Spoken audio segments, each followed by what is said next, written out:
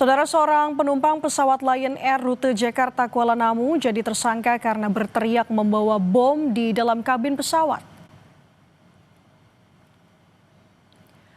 Polisi menetapkan penumpang yang mengancam soal bom di pesawat sebagai tersangka. Polisi menyebut emosi tersangka tidak stabil.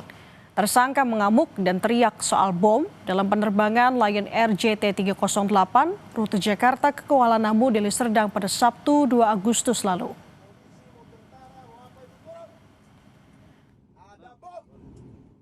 Yang bersangkutan ini tidak stabil ya.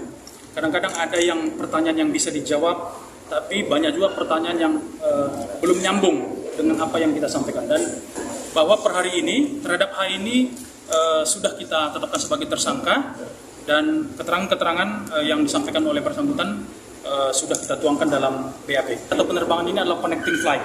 Nah, pada saat di Jakarta, tersangka ini menanyakan tentang keberadaan bagasinya, menanyakan kepada salah satu kru. Kemudian ada komunikasi, dan itulah yang membuat tersangka ini tersulut emosinya. Mungkin yang bersangkutan tidak merasa puas, sehingga mengeluarkan kalimat-kalimat dan ancaman seperti yang terekam. Mau tentara, mau apa itu, turun! Ada bom!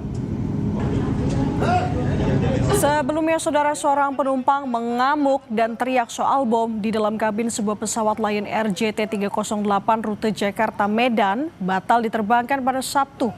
Akibat ancaman tersebut, seluruh penumpang dievakuasi ke ruang tunggu Terminal 1A Bandara Soekarno-Hatta hingga diberangkatkan dengan pesawat lain.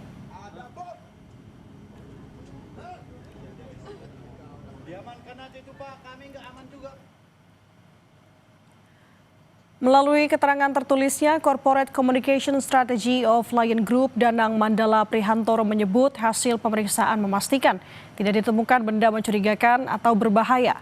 Penumpang H diturunkan dan diserahkan kepada pihak berwenang.